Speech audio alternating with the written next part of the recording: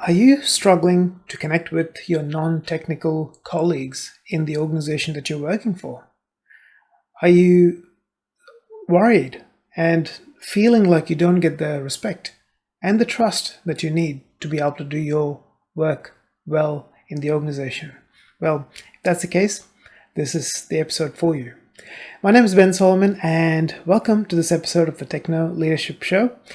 And what I'm going to walk you through is something that I've noticed personally. I've struggled with that in my early technical career, but I've also seen my staff members, people that I've helped grow in their career and coached in their technical careers. So what does happen is we are taught, we either go through engineering or do other courses, get into a technical role. We work on a help desk or on a call center, depending on how things are. And you have staff that come to you for help. But there is a sense of separation, a sense of distance between them and us. And that is not just a perception. After having learned and understood why this matters and how we can work through it, I understood that it's not the sense of it being a perceptual thing, but also there is an actual feeling in the users that they are coming and bothering us, which is not really true, because at the end of the day, whether we are in a front-facing role or we are system admins, network engineers, or even IT managers, IT directors, we're always there to serve the people who work in the organization. We wouldn't have jobs if there wasn't people to serve.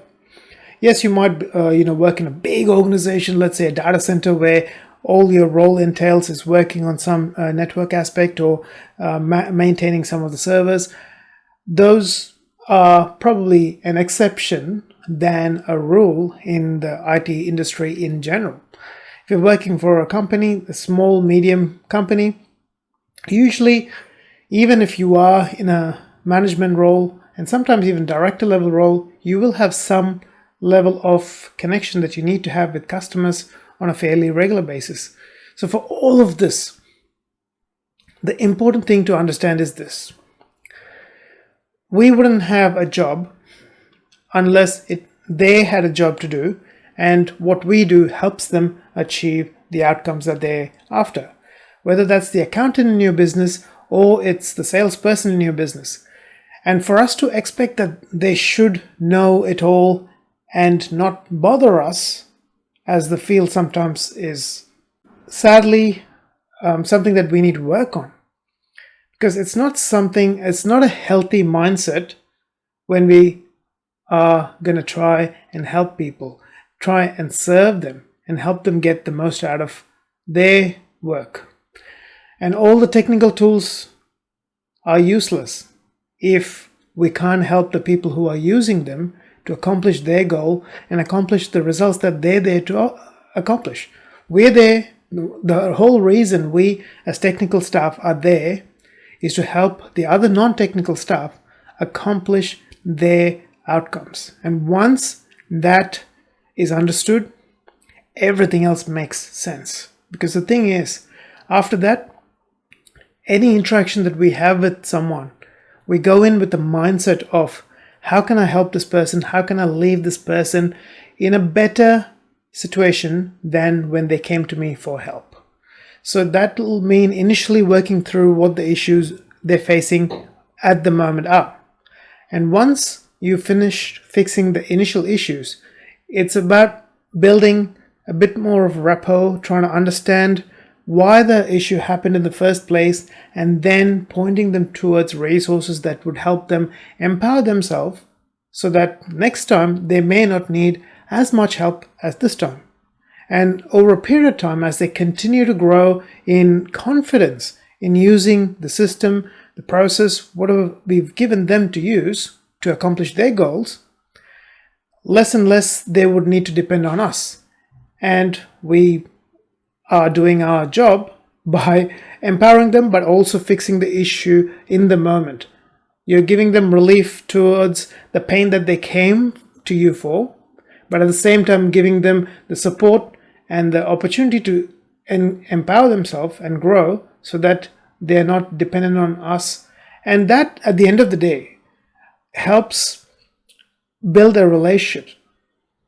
Everything comes back to this understanding of putting ourselves in the other person's shoes. Real outcomes happen when we can stop, think, put ourselves in the other person's shoes to understand their world.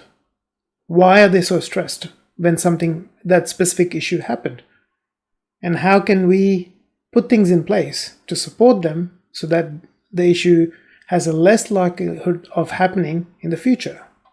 So when we look at it from that perspective and understanding the fact that they are not technical experts, we are. That's what we're there for. And support them, help them, guide them, and make them feel on your level. The problem I've seen with some technical staff is this. They have the tendency to talk from above people, thinking, oh, you've done this wrong, sort of thing. And that doesn't help build relationships. It only breaks relationships, creates that rift further. But rather, if you can come down to their level, help yourself understand what's going on and how you can support them, and then how you can empower them so that they are not faced with those issues on a regular basis. That then gives them the opportunity to respect you because they see that you care about them. You are willing to fix their problem, but also give them the support and the tools required to reduce the likelihood of the issue happening again and for them to be independent. All of those things help build that trust, rapport, communication. But everything starts with putting ourselves in the other person's shoes.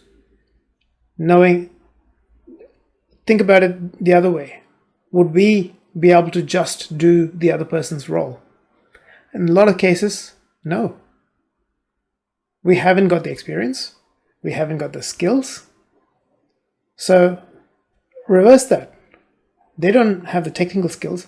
They don't have the technical understanding. They don't even want to understand all the details behind the things. All they want is for things to work so that they can do the job that they're there for.